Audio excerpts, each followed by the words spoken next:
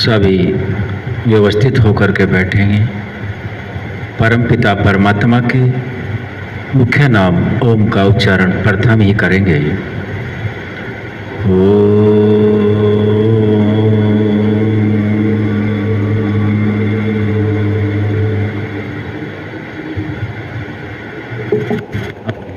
हम सभी ने जाना है, संजय आर्य जी ने सभी को अवगत भी कराया है। पहले भी हम जान गए हैं, फिर प्रयास किया जाता है। अच्छी बात को बार बार मन में लाना चाहिए ताकि बुरी बातों को स्थान ही न मिले। कुछ समय पहले हमने विषय रखा हुआ था मनोनुभव। मनुष्य बनना है। परमपिता परमात्मा ने हम सभी आत्माओं को सबसे श्रेष्ठ जो साधन संपन्न शरीर है मनुष्य का, वह हम सभी को मिला है। इस शरीर से हमें बहुत सी क्रियाएं ऐसी मिलती हैं जो अन्य जातियों से भी मेल खाती है। देखना और भी करते हैं, अन्य जातियों में भी होता है, सुनना भी होता है, स्पर्श भी होता है। लेकिन मनुष्य शरीर में इतना महत्वपूर्ण साधन परमात्मा ने दिया है। यदि हमें पूर्ण सुख मोक्ष को प्राप्त करना है तो वह केवल मनुष्य के शरीर में ही मिलता है। इस क्रम में हम आगे बढ़ते हैं। कल हम सभी ने अंत में प्रश्न रखा गया था, जीव मुक्ति से लौट करके आता है। इस पर सभी की सहमति है। फिर आगे इसके विपरीत में प्रश्न रखा गया था, यदि मुक्ति से लौटकर ही आना है तो उसके लिए प्रयास क्यों किया जाए। और आत्मा का स्वभाव भी जान गए हैं कि आत्मा जिस कार्य को भी करेगा सुख के लिए ही करेगा। विद्या अविद्या विवेक के द्वारा जान करके ही मनुष्य निर्णय ले सकता है। अन्य जातियां इस निर्णय को नहीं ले सकती। तो इसका प्रश्न जो उत्तर कल रह गया था, कुछ अवध्य में रह गया था कि मुक्ति से लौट करके आना है तो इसके लिए प्रयास क्यों किया जाए। इस प्रश्न का उत्तर कौन स्पष्ट देना चाहते हैं, हाथ उठाएंगे। मुक्ति से लौटकर आना है, पूर्ण सुख भोग करके आना है, तो इसके लिए प्रयास क्यों किया जाए जब आना ही है। वैद्य जी उत्तर देना चाह रहे हैं। भूपेंद्र आर्य जी इसका उत्तर दे देंगे। संस्कार जो है चित्त में जमा होते हैं और आत्मा में जमा होते हैं। तो आत्मा जब जो है संस्कारों को लेकर परमात्मा के पास जाती है, उसी के अनुसार जो है वो वहां से अपने स्थान से फिर नीचे आ जाती है। डॉक्टर नवाब सिंह इसका उत्तर देने का प्रयास कर रहे हैं। मैं निवेदन करूंगा कि वो भी अपना उत्तर देंगे। मोक्ष में आदमी या जो आत्माएं मोक्ष में हैं वो देख तो सकती है संसार में क्या हो रहा, कौन क्या कर रहा, कोई ऐसा कर रहा, अच्छा कर रहा, बुरा कर रहा, लेकिन स्वयं कर नहीं सकती कुछ। संसार में अगर उसे अच्छा करना है, उस आत्मा को अच्छा करना है, तो अच्छा करने के लिए मानव योनि में आना ही पड़ेगा। इसलिए वो अच्छा करने के लिए मानव योनि में आने के लिए प्रयास करता है। हाँ, डॉक्टर साहब का उत्तर है कि फिर से अच्छा करने के लिए उसको आना ही होगा। और कोई उत्तर देना चाहेंगे? अशोक प्रधान जी इसका उत्तर देंगे। प्रश्न तो समझ में आ रहा है? हाँ जी, आ रहा है। आप इसका स्पष्टीकरण करो। ओम देखिए, कोई निश्चित समय है जी, और जब परमात्मा की व्यवस्था है वो सदा तो मुक्ति में रह नहीं सकते। तो अपना ये जो हमारे सूक्ष्म शरीर मिला है, ये सभी नया पाने के लिए जो है फिर आना पड़ेगा। भाई पुराना हो गया, पुराना हो गया, नया ले लेंगे। नया शरीर मिलेगा फिर जब आओगे। तो यो भी इच्छा रहे, नए की तो सभी को इच्छा रहे। धन्यवाद प्रधान जी का। अब संजय आर्य जी इसके लिए प्रयास कर रहे हैं। जब आत्मा मोक्ष के लिए जाती है मोक्ष में, क्योंकि यहाँ बार बार जन्म लेना और मरना, जन्म लेना और मरना, शरीर धारण करना, तो इसके चक्कर में उसे यहाँ सुख नहीं मिलता।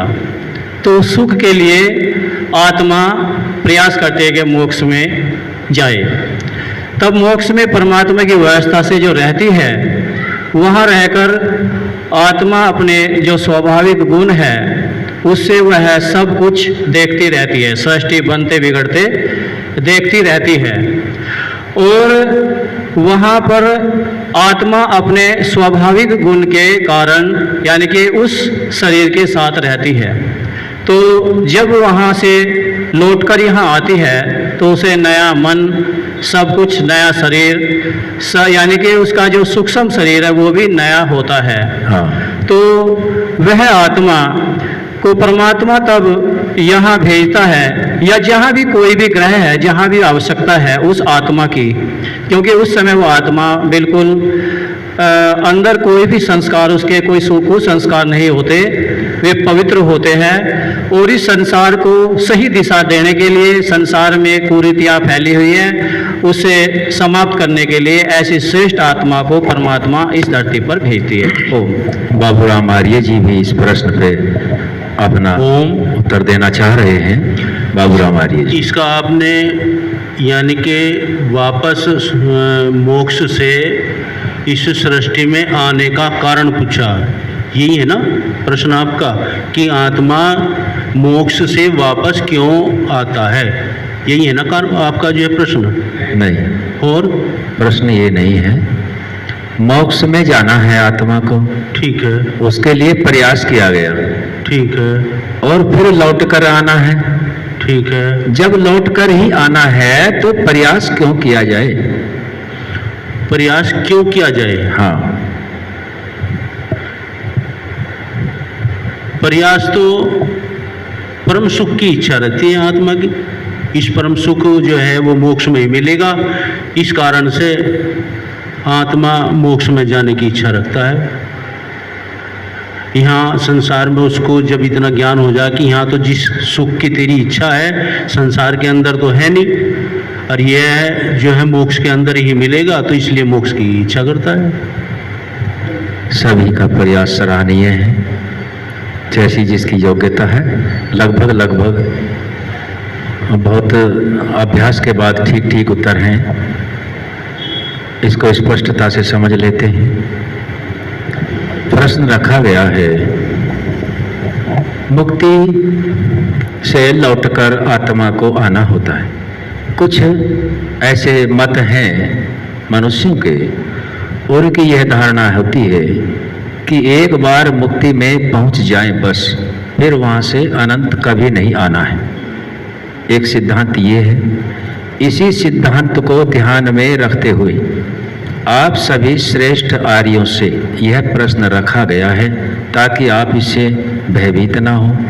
ये ज्ञान का विषय है, किसी की गलत बात में न फंसें। और ऋषि ने, महर्षि दयानंद सरस्वती जी ने इस विषय को प्रश्न उत्तर के विषय में सत्यार्थ प्रकाश में दिया हुआ भी है।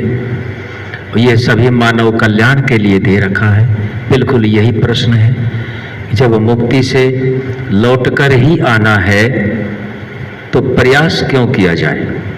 आना ही है। अब इसका उत्तर, जिसका जैसा अध्ययन, जिसका जैसा ज्ञान है, उद्देश्य वही लगभग ठीक है। इसको और थोड़ा स्पष्ट कर लें। आत्मा जितने भी कर्मों को करेगा उसमें केवल सुख ही देखेगा। जो व्यक्ति वाणी का धनी नहीं है वाणी अच्छी नहीं है, वाणी का प्रभाव अच्छा नहीं है, खान पान भी अच्छा नहीं है और समाज में भी उसको ज़्यादा अच्छा नहीं देखा जाता। लेकिन वह जिन कर्मों को कर रहा होता है उन कर्मों में वह भी सुख देख रहा होता है। दूसरी तरफ दूसरा जो व्यक्ति है वह भी कर्मों को करता है, वाणी बहुत अच्छी होती है, प्रभाव भी पड़ता है, खान पीन व्यवहार आदर्श भी बहुत अच्छा है, वह भी प्रयास करता है, वह भी सुख देखता है।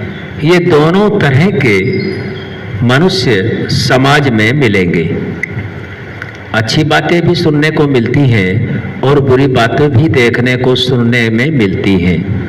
यह लोक व्यवहार है, ये सदा से चलता आया है और चलता ही रहेगा। लेकिन इसमें ऋषियों के मार्ग का अनुसरण करने वाले मनुष्य जो मनोभाव को जान करके आगे बढ़ते हैं वह यह निर्णय देखते हैं। मंत्र में हम सभी संध्या करते हैं और संध्या में भी यह बात समझाई गई है। कौन सी आई है? दक्षिणादिगिंद्रोधिपतिस्तिरश्चिराजी रक्षिता पितर ईशव। जो हमारे पितर हैं वह बाण के समान हैं। बाण कहते हैं जो धनुष पे चढ़ाया जाता है। हमारी हानि भी बाण कर सकता है और हमारा लाभ भी बाण करता है। यदि लक्ष्य पे लग जाए तो लाभ होगा और लक्ष्य से अलग हो जाए तो लाभ नहीं होगा। ठीक वैसे ही जो दो प्रकार के विचार हमने देखे और ऋषियों के ज्ञान से विवेक को हमने जागृत किया, तो सुख वो आत्मा भी देख रहा है जो समाज में कोई विशेष उन्नति नहीं कर रहा, आत्मा की विशेष उन्नति नहीं हो रही, और दूसरा व्यक्ति समाज की भी, परिवार की भी, राष्ट्र की भी और आत्मा की उन्नति के लिए बढ़ा हुआ है। तो वे हमारे पितर का कार्य करते हैं, उनसे हमें शिक्षा लेनी होती है। आसपास में उदाहरण भी बहुत होते हैं।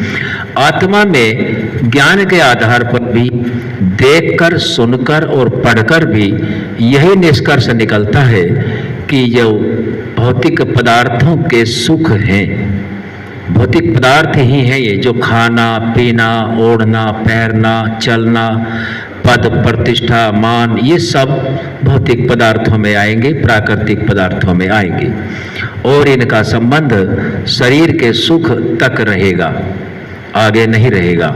और जब शरीर नहीं रहेगा, अभी प्रधानाचार्य जी ने उदाहरण दिया था कि दो इंजीनियर पति पत्नी रुपए इतने कमाए, जब रेड पड़ने का खतरा हुआ उन्हें कोई जगह नहीं मिली कहाँ रखे जाए, तब बहुत ही सतर्कता के साथ सीढ़ी जो मकान के अंदर होती है, जिसे जीना भी कहते हैं, वहाँ बैठ करके एक एक गड्डी को जला रहे हैं।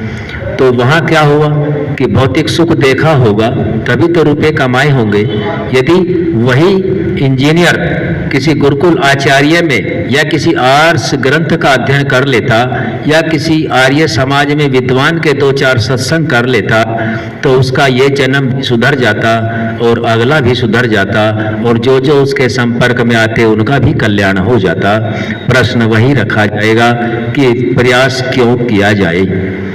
अब यहाँ जो इंजीनियर ने पैसे कमाए वे सारे के सारे पैसे उसने भौतिक सुख के लिए कमाए और मुक्ति का सुख, मुक्ति के सुख का नाम है पूर्ण सुख। पूर्ण सुख के लिए भी आत्मा उसी का प्रयास करता है जिसको पूर्ण सुख की पूर्ण जानकारी हो जाती है।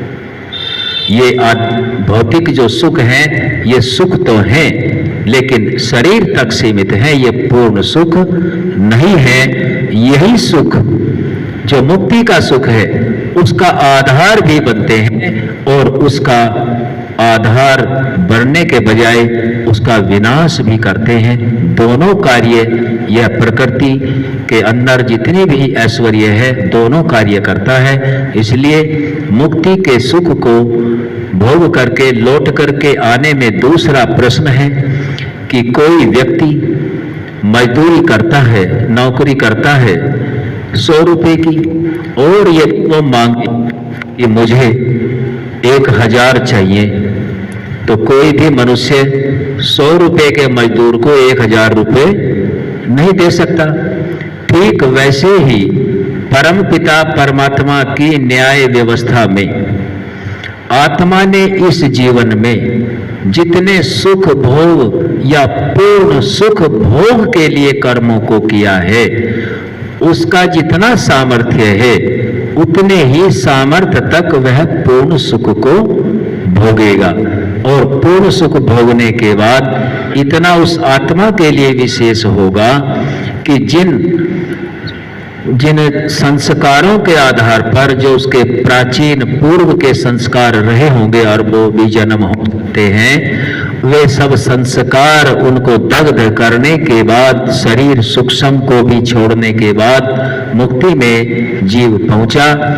और फिर उसके लिए शरीर तो सूक्ष्म भी नहीं है, स्थूल भी नहीं है, लेकिन परमपिता परमात्मा की व्यवस्था से जो पुरुष और स्त्री, ध्यान देंगे बड़ी महत्वपूर्ण बात है, जो पुरुष और स्त्री बिल्कुल सात्विक होंगे, उस आत्मा को गर्भ में धारण करने के गुण दोनों के अंदर होंगे, तब उस व्यवस्था से वो आत्मा वहां आता है।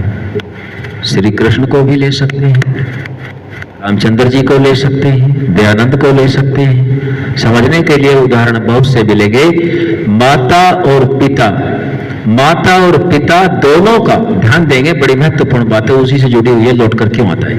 माता और पिता के जैसे जैसे संस्कार प्रारब्ध और वर्तमान के होंगे, जिस आत्मा के लिए ऋषि दयानंद के द्वारा दिया गया ग्रंथ संस्कार विधि के अनुसार कर्मों को करेंगे, उन कर्मों के उन कर्मों को उन व्यक्तियों ने, उस स्त्री और पुरुष ने इकट्ठा किया है, और आत्मा अपनी शक्ति से परमात्मा की व्यवस्था से उसी गर्भ में ठहरता है। और यहाँ एक आत्मा मुक्ति में है और उस आत्मा को मुक्ति से आना है, और यहाँ असंख्य स्त्री पुरुष हैं जिसके सबसे उत्तम संस्कार उस आत्मा के योग्य होंगे। उनको उनके ही माता पिता के गर्भ से वह शरीर रूप में उत्पन्न होगा, क्योंकि उसको वे संस्कार फिर पवित्र मिलेंगे। इसलिए जो यहाँ मुक्ति में नहीं है, वर्तमान में है और संतान उत्पत्ति करते हैं, अधिकतर करनी भी चाहिए, ऋषियों का भी विधान है, तो हमें अपने विचार और अपने जितने भी संस्कार हैं ऋषियों के अनुसार करें, ताकि कोई पवित्र आत्मा ही गर्भ में आए। इसलिए वहां से लौटकर, एक तो उसकी सामर्थ्य इतनी नहीं है कि वो जितना प्रलय का समय है उतने प्रलय के समय 36,000 बार प्रलय हो और सृष्टि बने बिगड़े, इतना समय मुक्ति का है, और इतना ही समय आत्मा के सुख पूर्ण सुख भोगने का सामर्थ्य है।